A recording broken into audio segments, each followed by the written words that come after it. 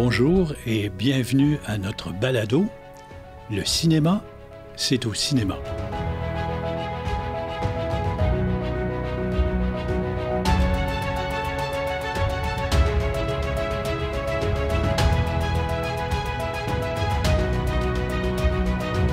Et oui, déjà une troisième saison. C'est un grand plaisir de vous retrouver. Compte tenu du moment pour les salles de cinéma, vous savez que notre balado est toujours consacré au cinéma en salle et à plus forte raison, compte tenu des événements qui se sont produits durant la pandémie, qui a fait énormément souffrir les salles, mais elles sont résilientes, on recommence. Et je pense qu'on va analyser ensemble tous les tenants et les aboutissants.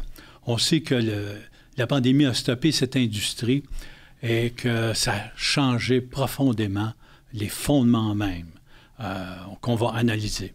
Les salles de cinéma sont présentement en convalescence. C'est pourquoi nous analyserons la situation pour mieux les positionner dans le futur. Et pour ce faire, j'ai le plaisir de recevoir ce matin mon fils Guillaume, qui a accepté de m'aider pour commencer cette nouvelle saison. Guillaume Venn est le coprésident des cinémas RGFM, un circuit de salles qui regroupe 6 complexes qui totalisent une 50aine d'écrans en région au Québec. Et Guillaume est aussi à 16 heures un cinéaste. Il a 2 sujets courts et un long métrage à son actif. Et il est aussi membre du conseil d'administration de l'Association des propriétaires de salles de cinéma du Québec à titre de secrétaire trésorier. Et je pense qu'il est encore membre de Ciné-Québec. De Ciné-Québec, oui. Effectivement. Donc, c'est quelqu'un de très actif dans l'industrie du cinéma. Bonjour, Guillaume. Bonjour, Marcel. Ça va bien? Ça va bien, toi? Oui, ça va très bien. Heureux, comme j'ai dit, que tu as accepté de m'aider. Merci de me recevoir à ton émission. C'est toujours très agréable et je l'écoute de manière religieuse. Merci. Donc, on va faire un petit survol parce que quand on a terminé la saison 2 avec Samuel, on s'est dit, on va regarder un peu ce qui s'en vient durant l'été et voir la réception du public face à ces films-là. Est-ce que les gens vont revenir en salle? À quel niveau? Comment ça se passe? C'est pour ça que j'aimerais faire un petit, un petit relevé des films là, qui ont performé au courant de l'été. Oui, tout à fait. Écoute, on s'attendait à un bon été avant que ça arrive et ça ne nous a pas déçus. Au contraire, ça a été très fort, particulièrement au mois de juin et le mois de juillet.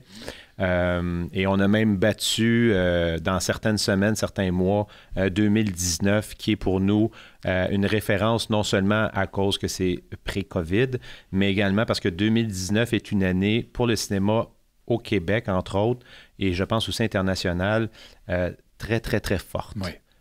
Ça a été vraiment beaucoup plus fort que 2018 et 2017. Donc, on se compare au meilleur. Oui.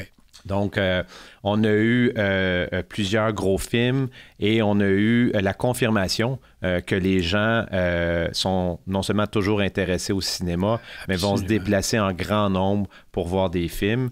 Je suis pas mal sûr que les gens vont avoir une idée des films que je vais nommer, mais on parle évidemment, là, on a ouvert la saison avec Doctor Strange, la suite, Top Gun Maverick, qui a gardé l'affiche 22 semaines dans nos cinémas. C'est exceptionnel. 22 semaines, là, pour que les gens comprennent, quand un film dure 5 à 6 semaines, c'est exceptionnel. Oui. Et ça, post-COVID, étant donné que, on parle beaucoup de fenêtres, on va en parler, de façon de présenter des produits, des films sur plein de plateformes autres que le cinéma et que les gens comprennent bien qu'un film comme celui-là, qui reste 22 semaines, presque 6 mois à l'affiche, au cinéma, c'est exceptionnel et ça démontre à quel point quand un film va chercher une clientèle, que les gens veulent le voir. Oui. C'est devenu le premier film, je dirais, post-COVID, du moins au Québec, en région, dans nos cinémas, où c'était un film que la catégorie, il ne faut pas le manquer. Il faut voir ce film-là. Ouais.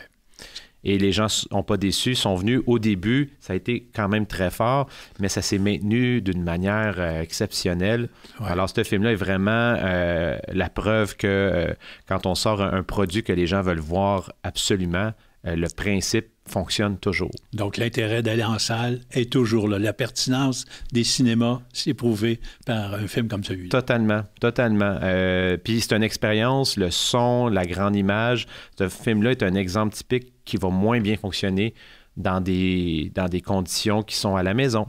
Ouais. Évidemment, il y a certaines personnes qui sont super bien équipées, puis c'est très correct, mais l'expérience de sortir, on en parlait tout à l'heure avant de partir le balado, il y a aussi un effet où on donne le contrôle à une partie tiers, qui est la salle de cinéma. Vous ne pouvez pas arriver dans la salle puis mettre ça sur pause, ou baisser le son, ou monter le son, ou passer les bouts que vous trouvez plus ennuyants. Vous donnez le contrôle à quelqu'un d'autre qui dit « je vous présente un produit, un film », et c'est pour ça qu'on dit que c'est un spectacle. Exactement. Et on est les salles de spectacle du cinéma. Les artistes maintenant, je ne veux pas trop m'éloigner, mais trouvent les spectacles très importants parce que c'est utilisateur-payeur comme les salles de cinéma, et moi je me vois un peu comme ça. On a eu ensuite de ça Minions. Oui. Et Jurassic World pas Dominion, là, ça c'était l'autre avant, et Thor, Love and Thunder. Donc tous ces films-là ont fait entre 1 milliard et 1,5 milliard de revenus mondial, ce qui est, si on regarde 2018 et 2019, les chiffres qui se ressemblent très près, qui sont à peu près dans les mêmes eaux. Là, je vais vous donner quelques titres. Évidemment, je vais pas... il y a le film Avengers à Infinity War et Endgame qui est sorti... d'une année à l'autre, qui ont fait des recettes historiques à 2,8 milliards et 2. Mais les autres après, Roi Lion parle de 1,6 milliard, qui est à peu près le même revenu que Top Gun, Frozen 2, 1,4, Spider-Man 1,1. On parle de Black Panther et l'autre Jurassic World, donc aussi dans les 1 milliard environ. Donc on voit que le potentiel de recettes pour les 10 meilleurs films ou les 5 meilleurs, là, est revenu, est là, et on n'a pas fini l'année. Exactement. Mais la contrepartie, c'est que si ça a si bien commencé l'été, en prouvant que les gens revenaient en salle, malheureusement, la chaîne d'approvisionnement s'est appauvrie, s'est arrêtée pratiquement. Effectivement. On a encore des gros films. Ils sont espacés. Par exemple, on joue en ce moment Black Adam, qui fonctionne super bien. On a eu le film Bullet Train en français. Train à grande vitesse. Merci beaucoup. Et on va avoir Black Panther au mois de novembre.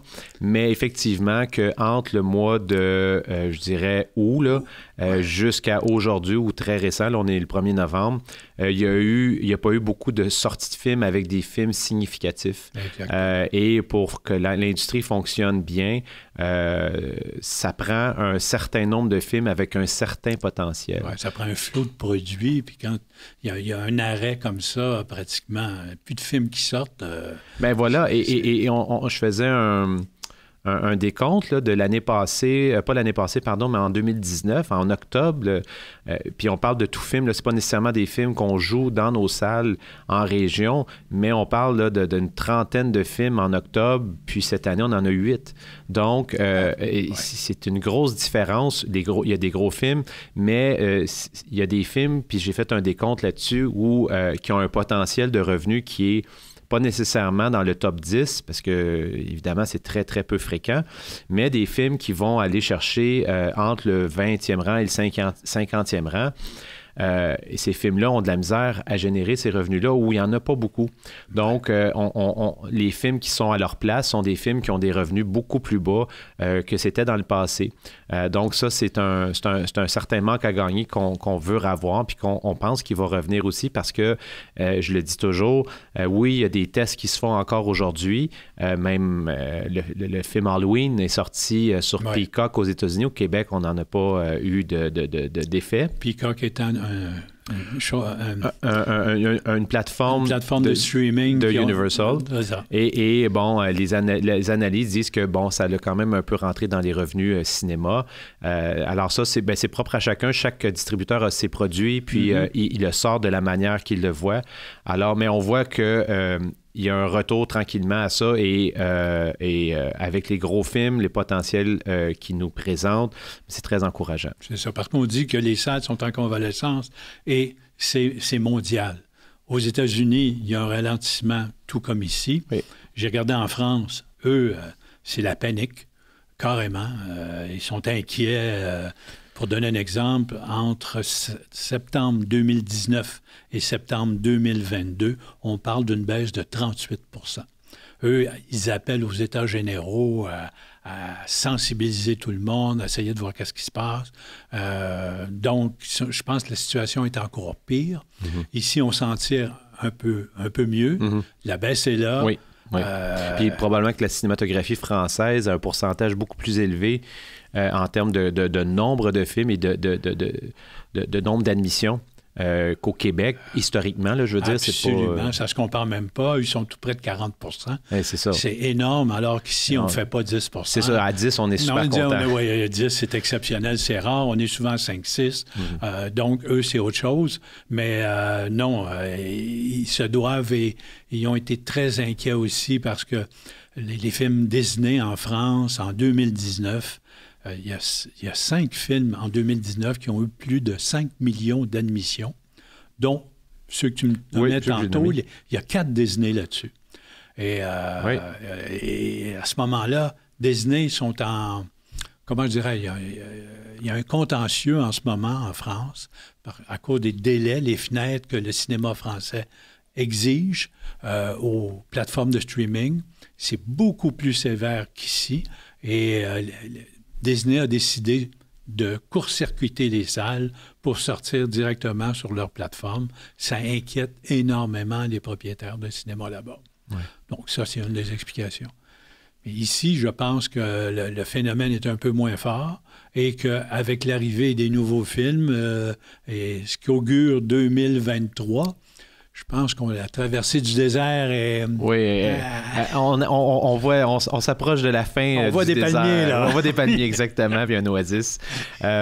Mais on voit que, comme j'ai dit tout à l'heure, si l'approvisionnement est là et les films sont là, puis ils le deviennent de plus en plus, les gens sont au rendez-vous. Oui. Les gens sont au rendez-vous, puis on annonce un Noël très prometteur. On a un film québécois qui sort pour le temps des fêtes, oui. Que j'ai vu, que j'ai trouvé très bon. Et ça, c'est d'autres signes qui sont très encourageants. La cinématographie d'ici revient. On sort un film québécois vendredi prochain, qui devait sortir depuis avant la pandémie, tu te souviendras de moi. Donc ça, c'est très encourageant parce que la cinématographie québécoise reste présente, puis le pourcentage qu'on parlait tout à l'heure a beaucoup augmenté durant la pandémie. Particulièrement au début, en 2020, où il ne sortait aucun film américain, alors qu'on était ouvert. Ça leur a fait augmenter énormément. Puis on a eu la chance d'avoir quelques films québécois qui nous ont permis d'avoir des films à l'affiche. Oui, parce qu'en France, ils sont tellement inquiets que le CNC, le Centre national du cinéma, a fait une étude auprès de 2500 habitués de salles de cinéma pour leur demander les raisons, selon eux, pourquoi il y a une baisse aussi importante. Les raisons données sont les suivantes. 38 % parlent de perte d'habitude, ne plus aller. 33 % disent que c'est trop cher. Et 26 % qui ont abandonné pour le streaming. C'est des chiffres qui ne me surprennent pas, mais qui sont questionnables à mon sens. Sûrement que la perte d'habitude, après 2 ans, qu'on a pratiquement fermé les salles pendant plus d'1 année, on a créé des nouvelles habitudes, on fait autre chose, il faut le regagner. Au niveau du prix d'admission, je suis de ceux qui prétendent que le prix est un juste prix pour la bonne raison que je me souviens à mes humbles débuts, il y a plus de 50 ans, malheureusement. En 1972, le prix d'admission était d'1,50 $, qui correspondait au salaire minimum à 1,50 $. Et c'est aussi vrai au début des années 1900, où l'admission était 25 sous, règle générale, et le salaire était à 25 sous de l'heure. Oui. Donc, ça suit la même tendance, et c'est pas vrai. Et compte tenu que les salles sont encore plus plus performante, plus équipée, plus confortable, Oui. avec des écrans géants et tout ça. Plus d'investissement. Exactement. Donc, je pense que le prix est fort raisonnable si on compare au spectacle, à toutes les autres formes de divertissement. Mais c'est une explication facile, à mon sens, à trouver. Exact. On a toujours parlé du prix dans les cinémas. C'est propre à chacun. On a des indices, on en a toujours eu, puis ils restent toujours là, qui nous démontrent que, oui, c'est sûr que il y a des gens qui n'ont pas les moyens. Ça existe, c'est correct. En général, ces gens-là ne viennent pas. Ouais. Quand tu n'as pas l'argent pour aller au cinéma, tu ne vas pas au cinéma. Tu te plains pas pour dire que c'est trop cher, tu n'y vas juste pas en général. Puis c'est correct qu'il y a des gens qui ont des moyens plus limités. Mais comme tu disais, le divertissement, le coût à l'heure, Oui. c'est quand même 2 heures de divertissement, c'est quand même très raisonnable. Et comme je disais tantôt, on a des indices qui nous démontrent que, par exemple, depuis la fin de l'été, nos mardis, qui sont à moitié prix ou presque, sont très faibles. Oui. Historiquement faibles. Il y a presque pas plus de monde que le lundi ou le mercredi, ce qui est très surprenant. On savait que les mardis avant n'étaient pas nécessairement la meilleure journée de la semaine, les meilleures journées étant le vendredi, samedi, dimanche. Mais de voir des chiffres aussi bas le mardi, bien, on essaye de comprendre qu'est-ce qui fait ça, puis on se dit manifestement, c'est pas vraiment le prix parce que c'est la seule journée qui est à moitié prix, puis les gens viennent quand même pas beaucoup. Et à moitié prix sur tous les produits en primeur. Absolument. En tout temps. C'est exceptionnel. Oui, oui. Peu d'industries font un rabais semblable. Ah, je pense pas qu'il y en ait vraiment au niveau du divertissement, de dire je te présente mon film comme Top Gun, comme Avengers, Doctor Strange, la première semaine à moitié prix. Oui, effectivement. Donc, en général, il y a certains endroits qui chargent même plus cher. Oui. Par exemple, les jeux vidéo. Tu vas avoir le jeu vidéo avant que le jeu sorte, tu vas le payer plus cher. Ouais. Et tu vas avoir des contenus en extra, par exemple, des contenus téléchargeables, des choses comme ça. Mais les gens, pour avoir un accès plus rapide, bien, ils vont avoir un prix plus cher à l'avoir. Tandis que nous, on donne un rabais la première semaine à la primeur. Oui, c'est ça, effectivement. Et l'intérêt est moins là. Donc, ça prouve un peu ce que tu dis. Là, le prix n'est pas exagéré. Il n'y a pas juste ça, je pense pas. Puis on essaye de garder le même niveau, c'est-à-dire le salaire minimum. Ensuite de ça, bien oui, il y a des changements d'habitude, on ne se cachera pas. Il y a des gens qui ne sont pas encore revenus. Est-ce qu'ils vont revenir? Bien ça, l'avenir va nous le dire. Mais ça fait pas si longtemps que ça là, qu'on parle d'une certaine normalité au niveau de notre quotidien, qu'on n'entend pas parler de la COVID constamment aux nouvelles. Oui. C'est quand même très récent. Là, on parle du pont-tunnel, c'est bien correct. On parle du Canadien qui est quand même bon cette année et de ses jeunes joueurs. Mais rappelez-vous, puis mon but n'étant pas de revenir en arrière nécessairement, c'est très récent. Oui. Absolument. On parle de la COVID, on a parlé de la COVID quotidiennement depuis mars 2020. Ça fait 2 ans et demi. Ah, c'est exceptionnel. Là. On peut comprendre que les habitudes aient changé. Bien, c'est ça. Mais aussi, ce que je voulais souligner là-dessus, il n'y a pas une crise dans le monde du cinéma qui ne peut pas se résoudre sans un super bon film. Ouais. Et je l'ai vécu au début des années 80. Au Québec, c'était l'avenue du monde des cassettes vidéo. Et les gens allaient écouter les films qui dataient d'il y a 3 ans au lieu d'aller voir les primeurs en salle. Ouais. Il y avait un ralentissement important qui a duré entre 6 à 8 mois. Et à un moment donné, à Noël 1985, il a sorti quelque chose qui s'appelle comme Retour vers le futur et qui a été chercher des grandes foules. Et à ce moment-là, les gens, c'est comme s'ils redécouvrent la sortie. Ouais. En allant voir un bon film, on a aimé ça. Ils regardent les bandes annonces qui s'en viennent. Oui, je vais aller en voir un autre. Et la roue repart tranquillement. Tout à fait. Je pense qu'on en est là. Oui. On a besoin d'une locomotive qui va tirer tous les autres wagons. Ça s'en vient, j'ai confiance. Oui, puis je pense ça et aussi au niveau local, au niveau québécois. On a eu des excellents films, mais on a été habitué qu'à chaque année, depuis plusieurs années, on avait des films qui sortaient des revenus ou qui sortaient les gens d'une manière incroyable, là, et ça encore, on ne l'a pas eu encore. On a eu quelques bons films, des très bons films, des films excellents, mais en termes de revenus guichet purs, là, de vraiment, on parle de revenus purs mathématiques, peu importe l'origine du film, peu importe, mais dans ce cas-ci, on parle de films québécois, on n'a pas eu ce film-là encore. Parce que là, ce qui est vrai, là, entre une bonne année et une année exceptionnelle, il y a le cinéma québécois. Absolument. Et là... on a déjà eu pas loin de 20%. Oui. De fréquentation pour les films québécois. Oui. Et je me souviens très bien qu'on était à plus 15% cette année-là, comparé aux Américains qui étaient à moins 5. Je m'en souviens aussi. C'était exceptionnel. On disait, hey, voilà, mais c'était fait par les films québécois. Absolument. Je pense que ça va revenir. Il faut repartir la machine.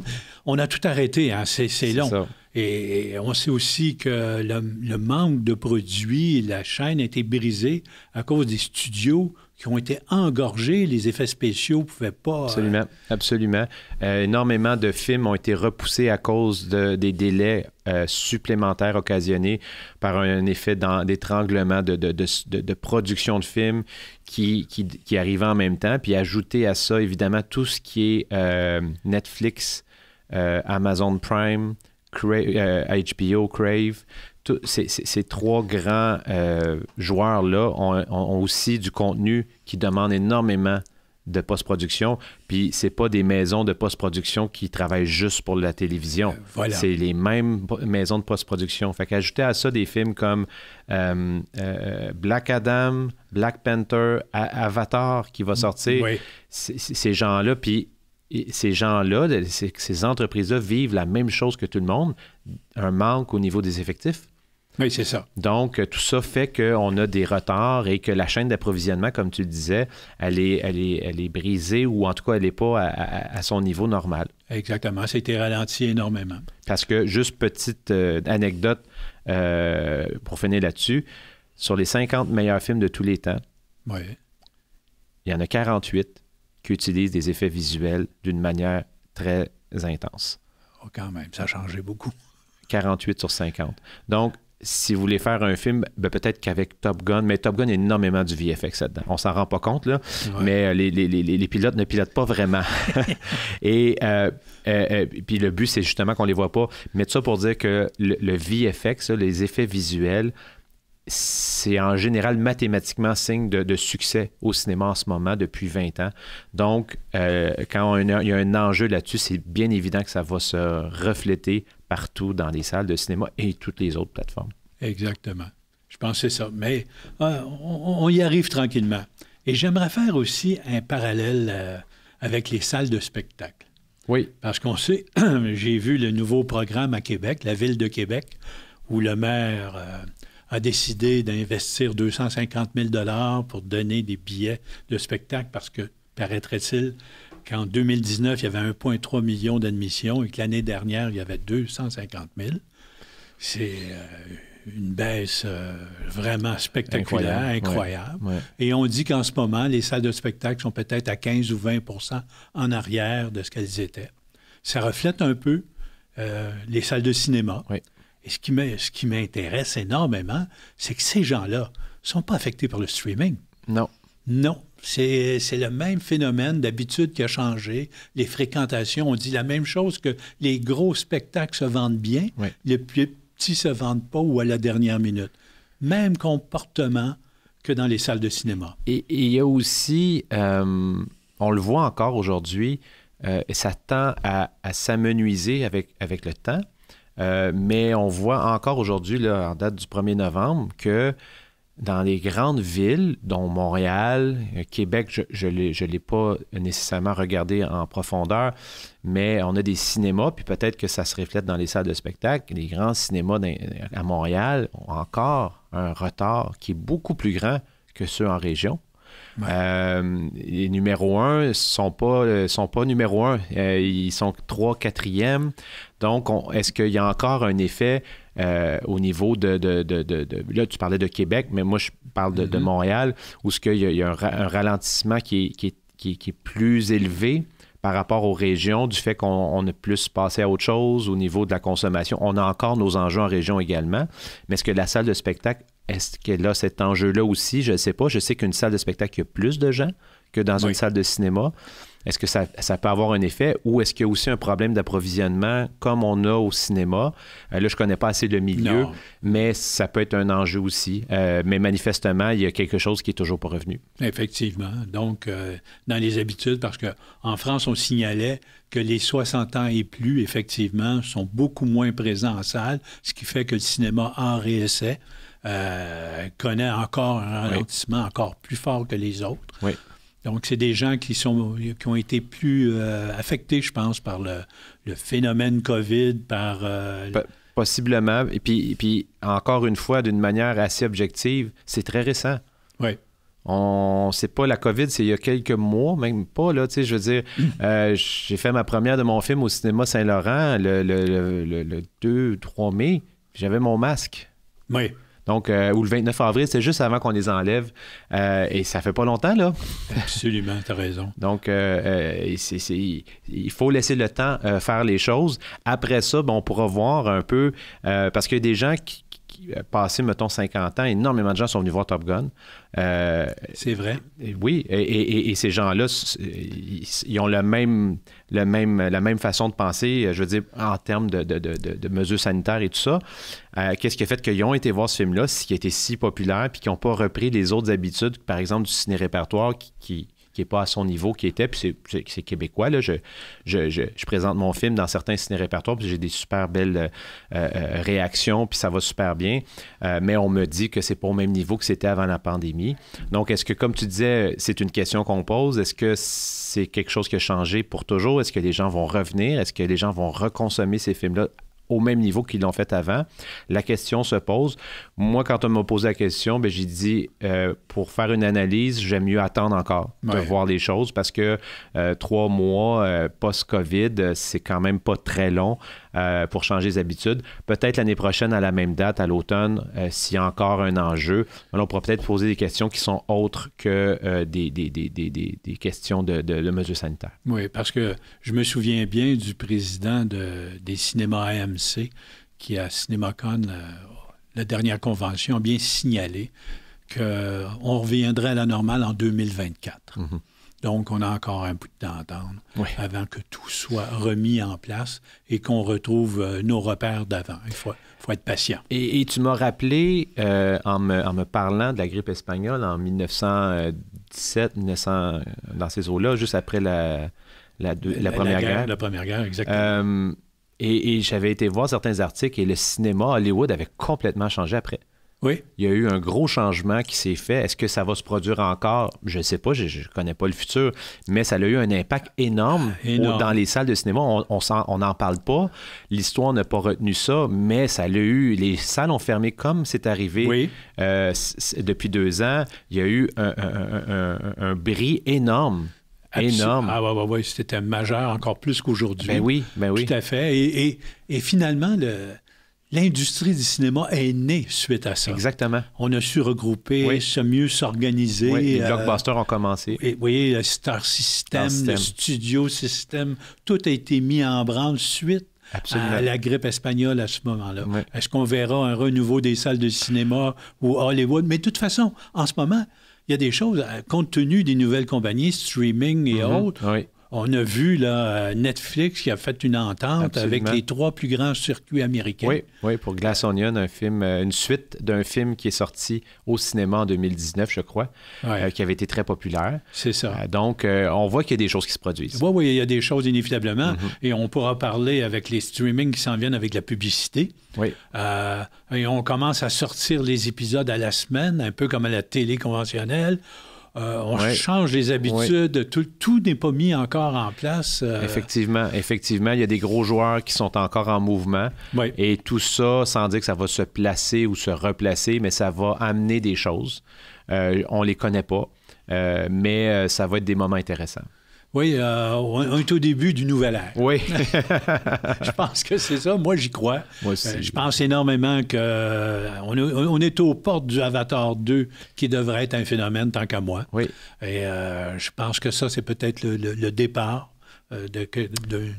de quelque chose de nouveau, différent. Ça va être à suivre, mais ça va être très intéressant de pouvoir en parler début 2023, de voir un peu le résultat entre autres, ce film-là, parce que, bon, oui, on a Black Panther, ça va être très populaire, mais Avatar est la suite d'un film qui est sorti en 2009, qui avait fait des recettes exceptionnelles, particulièrement au Québec, parce que les gens, peut-être, se rendent pas compte, mais de films de science-fiction, à part des films, des séries qui sont vraiment nichés comme Star Wars, en général, c'est un petit peu moins populaire. Tout à fait. Et de voir qu'un film comme Avatar, qui n'avait pas une propriété intellectuelle établie, c'était assez exceptionnel. Donc, il y avait le 3D qui était incroyable, mais ce film-là avait été très, très, très populaire pendant très longtemps également.